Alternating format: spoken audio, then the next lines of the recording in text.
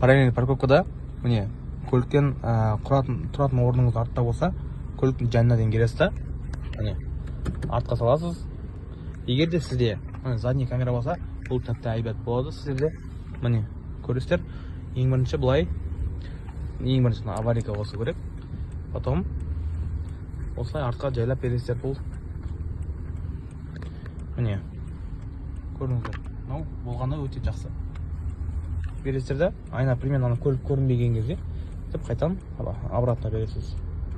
Міне. Яғни мына көлікпен кішкене дұрыс келген кезде көрдіңіздер ғой. Мынаған жақын тұрмыз, мынаған алыс тұрмыз. Енді сондықтан алдыға береміз. Міне. Сөйтіп осылай орындаңызға. Машина өшіретін боламыз.